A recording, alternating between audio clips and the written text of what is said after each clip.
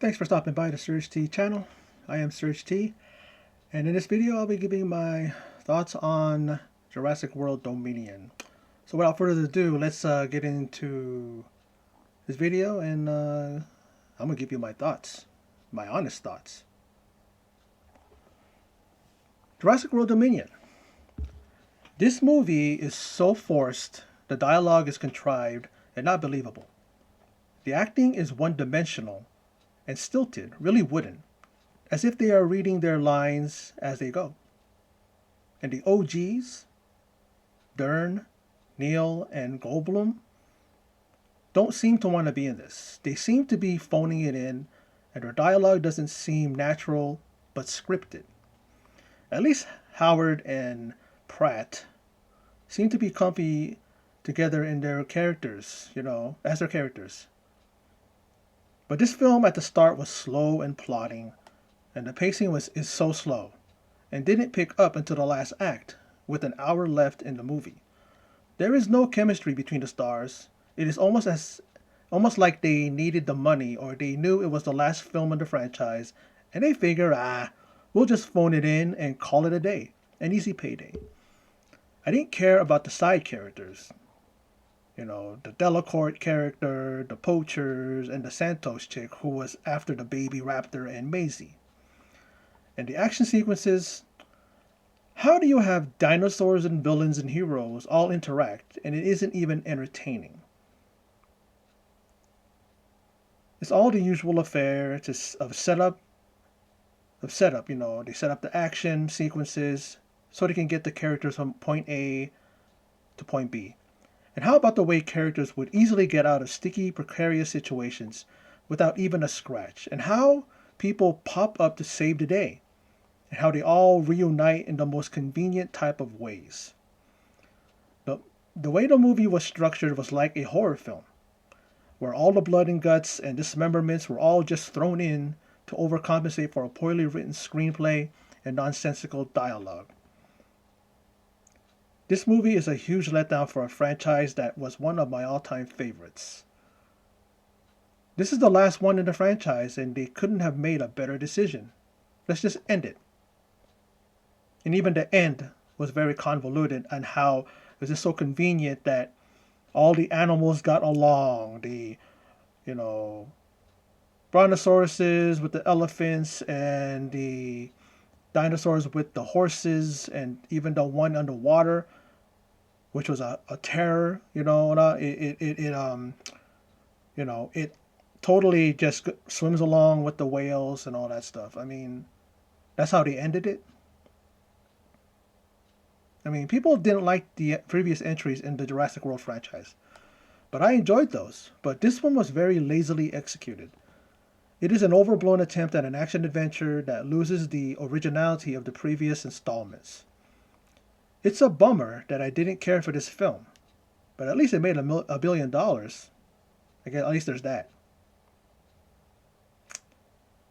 Now, I admit it. It started picking up after an hour left in the film. I mean, with an hour left in the film. I mean, I mentioned that in the my thoughts recap thing, and but it was a little too late to save the franchise, to save the film, to save this film. I mean, where was this energy and excitement in the first 2/3 of the film? I still can't recommend it because even with the last act, I was still disappointed. I talked to my brother who watched it. He was watching it while, I was going through the living room. I didn't watch it yet. And he just told me, this movie is so bad, and I'm just going along with it. And I figured, sometimes me and my brother don't agree eye to eye when it comes to film. Sometimes he likes the film, I like it. I couldn't have agreed more with him. This movie absolutely sucked. I cannot understand why or how you can have all these elements, dinosaurs, scientists, doctors, villains and heroes, action sequences, and none of it really was exciting. How can that be? In Jurassic Park, Jurassic World, this, you know, type of a movie should at least entertain you, even if the movie itself isn't good. At least you should be entertained. But it's just like, how in the hell did I watch this movie and not care? I looked away sometimes. I'm doing things on my phone. I'm hearing it and listening to it. But I think that even with my undivided attention, it still wouldn't have mattered. Because that's the reason why sometimes I would look away, because it's just like, should I care? This is the one Jurassic World entry that people should totally just dump on. Totally be like, this one sucked. This one wasn't great. The other ones were really, because you know why? I noticed that when some sequences that looked like the previous installments, where there was that wall to wall, back to back kind of action that was, tense, like that in here, there wasn't enough of that. And then don't even get me started on the convenient way that these guys would always be saved. They would always get out of sticky situations. You have that scene with the one girl, the pilot. I don't even know if they even said. Did he say her name? I don't even know if she had a name in here. I don't even know if they addressed her. But Claire is in the ejector seat, and you go. You had to go because you're the one that This is Chris Pratt's character, Owen. You had to go because you're the one that has to go and tell Maisie or talk to Maisie or find her, not him.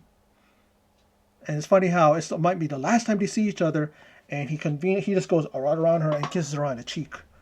If that was my girl and I'm about to probably lose my life and never see her again, I would give her a big kiss across the lips, a long passionate one, and then let her go.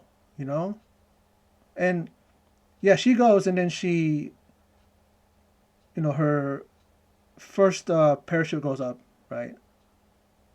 Goes off without a hitch, and then those pterodactyls, birds, whatever they are, attack it. They peck it to death, holes in it. And then she has the emergency one, and she lands.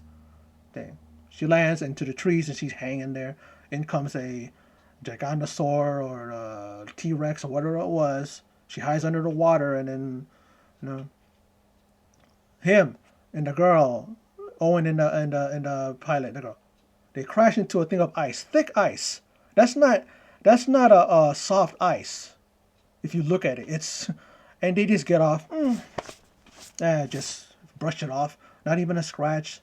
Not even a thing. They just look like they just came out of the trailer. Like they just came out of a movie. Their trailers where they got makeup done. It looked just like they're just like that. And then there's that scene where Laura Dern, Sam Neill, and what do you call it? And Jeff Goldblum along with Maisie. They're in the that they get away from the biosyn, right? They're in that vehicle, that Jeep. They're flipping over and flipping over. They stop in that one area, and they're flipping over and flipping over because they thought leaning to the left, because they're leaning precariously on the side of the road, but then they end up rolling down, and then who happens to be on the other side, down there where they just fall down? Owen Grady and Claire Dearing. They happen to be there. There was just so many instances where, like, what was that one? Oh yeah, she was about to get Claire Dearing about to get attacked by those what are those dinosaurs? The one that it goes like that and they spray shit at you. Oh, she's about ready to get attacked, right? All of a sudden, you see a claw grab onto the neck of that thing, and it's what do you call it? It's Owen and the pilot lady. They happen to be there. Like, I get it that some movies like this have that type of a what do you call it, of a script, of a kind of a way of telling the story where it's always like that last second. But it's like sometimes, especially in this movie, it wasn't realistic. It was very, very like convenient to save the heroes, to save them so they don't get hurt. I counted 9 people at the end of the movie. 9 people that were going to somehow be the ones that will, lead the whole thing of like ending the whole thing. How all these heroes, all of them. The only one that died was Campbell Scott. He's the only one that died. The one that he got attacked by those, those things. Yeah, they got him in one of the pod. They countered him in a pod, and then he's dead. They had that Barbasol, that what do you call it, the shaving cream can that Newman, the guy that played Newman in Jurassic, I mean, and Seinfeld, they see it. They see that thing is old and everything, but he had the can. What happens? He falls and drops, just like what happened with him in the movie, and then he gets, confronted by those things. They spray something in his face. They spray something in Campbell Scott's character's face, and then he gets killed, just like how what do you call it? How Newman did. I don't know his name, his character in Jurassic Park. I just call him Newman because that's how I know him from. All I know him from, really. What has he really done? But yeah, this movie really was just, like I was saying earlier, convoluted. The dialogue was so just forced. Like, I didn't believe, not even once, when Sam Neill and Laura Dern's characters first. Every time she showed up, the music. And then when Sam Neill showed up, the Jurassic Park theme. I'm going, we know they're going to be in this movie. That doesn't make us go, oh my God, there they were. I had that feeling when I watched the trailer. I was like, oh wow. We know they're in the film, so why did they make that type of music? When you guys, the way you marketed it, you already shown that Laura Dern and Sam Neill are in this movie. So why would you put the music that's supposed to make us go, oh, they're here, they come back? Like, don't show them in the trailers, and then we can be surprised. You know. And then at the end, I'm like going, the whole time, every time they would be together talking, I'm going, why don't you two just kiss already? Just kiss already. And they do at the end, when he decides he's going to go with her. Later on, they go before Congress, I believe, or Congress or Senate, talk about the thing, talk about B.D. Wong's character, the one that wanted to come along because he wanted to, study Maisie and see how the sequence genome, or whatever you want to call it, that her mom, I don't know, injected. Yeah, you can kind of see when she was a little toddler, she's injecting her with something that's going to counteract the virus or whatever it is, because that thing killed her mom. So they wanted to make sure that they could restructure it so that it kills the thing that's gonna kill her. That's how they did. That's what they did with the what do you call it? With the B.D. Wong's character did with the locusts.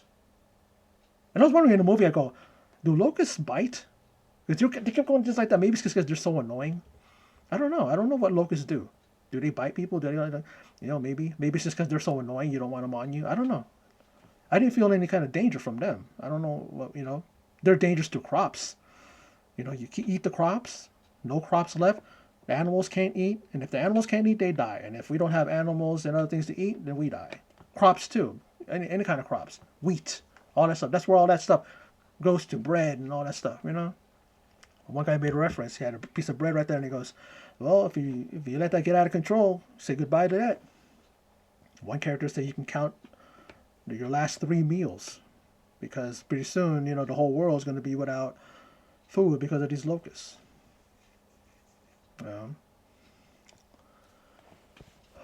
So many things to tear apart in this movie. I think I covered a majority of it. The callbacks. The whole thing with the Barbasol can, callback to Jurassic Park 3. And there's other things, like that one time when Maisie sees, Dr. Grant and, what do you call his character? Laura Dern's character, Ellie, right? She looks at them and goes, Dr. Grant, Dr. Sadler from Jurassic Park? Now she's saying from Jurassic Park, the Jurassic Park, the attraction. But she could have easily been saying, oh, from the movie? And then even Jeff Goldblum made a thing where he goes, Jurassic World, what did he say? He said, Jurassic World wasn't good. Or he said, Jurassic World sucked, or something like that. I don't know if that was a slight in there to kind of take a jab at the Jurassic World, franchise.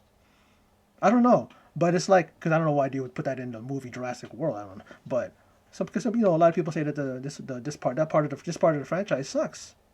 I don't think so, but I think that the first 2 films were really enjoyable because it was all about just action, and it was just a very cohesive, straightforward story. Here they were trying to, I think they were trying to establish characters, relationships, and stuff like that, and it didn't really. It was just like, well, not needed. Like we don't need that. Like I don't, like I didn't anyway. I'm watching this and I'm going, you know, especially between Laura Dern and Sam Neill's characters. This is like were we all cheering and happy when they got together finally at the end and kissed and all that stuff? You know, I guess that's why he never got married and had kids because he wanted Laura Dern's character. He wanted her. She ended up getting married herself and having two kids and all that stuff, and things didn't work out with her husband and everything, whatever. You know, Jeff Goldblum. It's like I know his character is a quirky topic. I think all his characters every day he ever plays in movies are like that quirky character. That and then instead of saying like the whole thing when they were trying to shut down the power so that they could they could shut down the reactor or the main source of power so that they can have what power they have, use that to power the AD, that system that if it's turned on, the dinosaurs, the pterodactyls mainly, will be able to take down the plane. And if that thing's not on, if that thing's on, it shuts off their I guess system, whatever they have implanted in their brain or whatever it is. I don't know what it is, you know.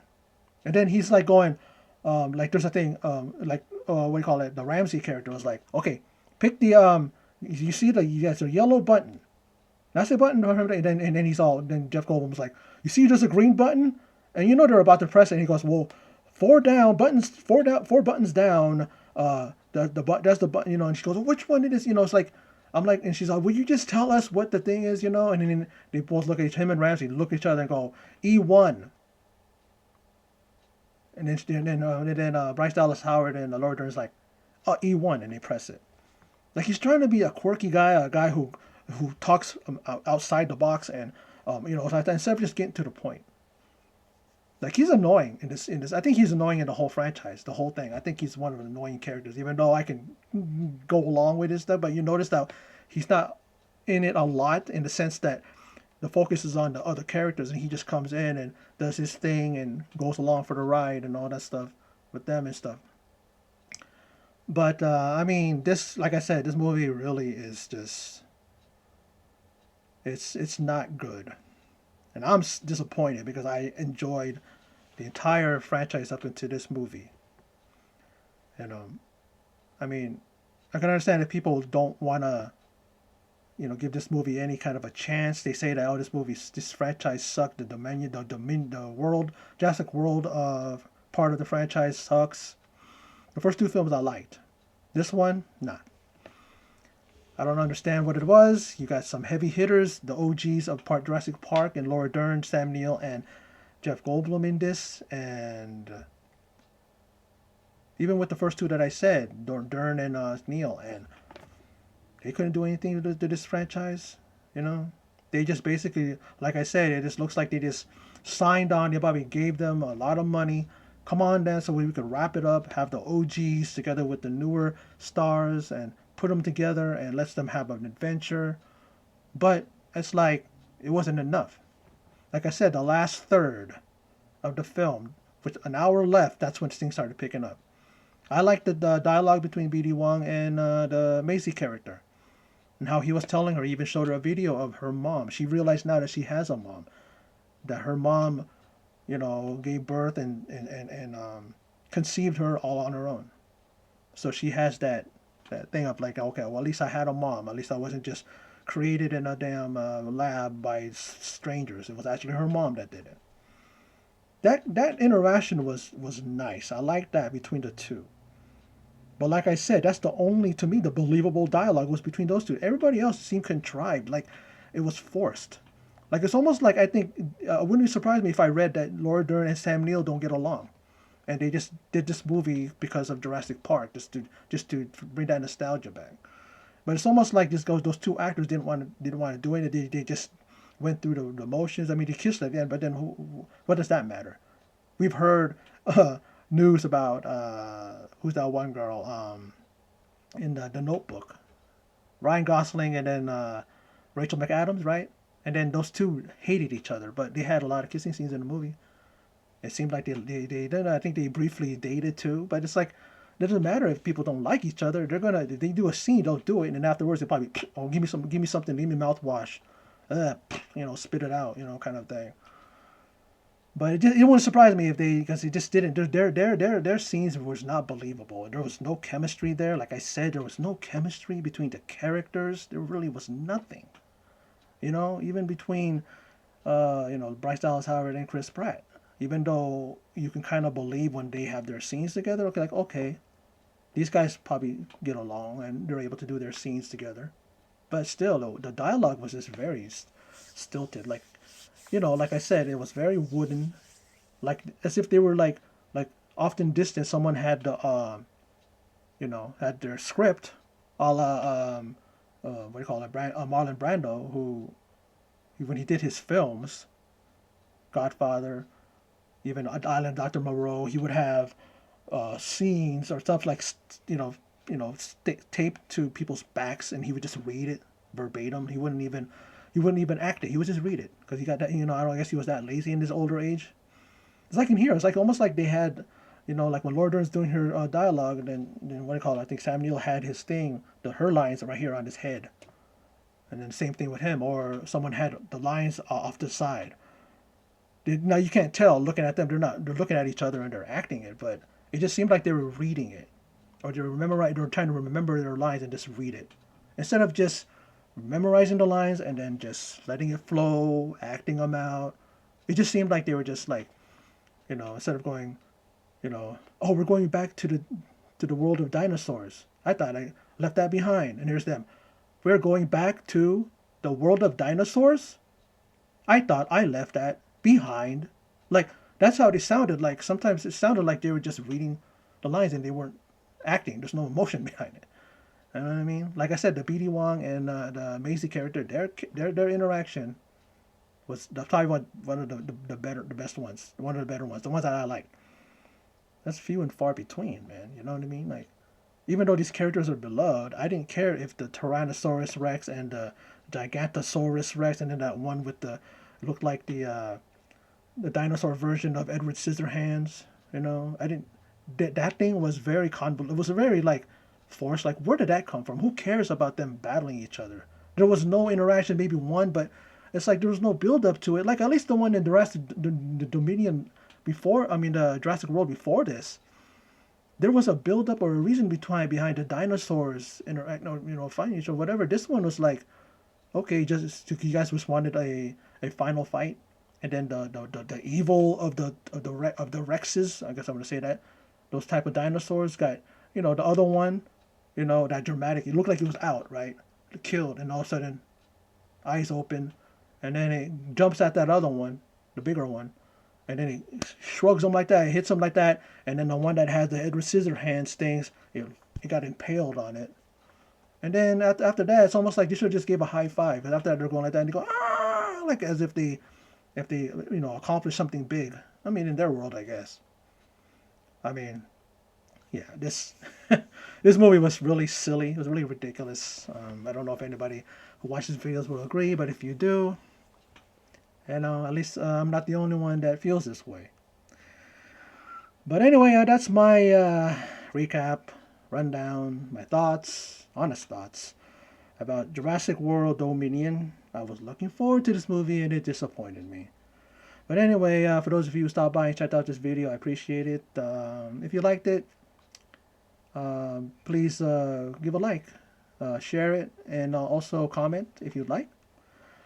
I'm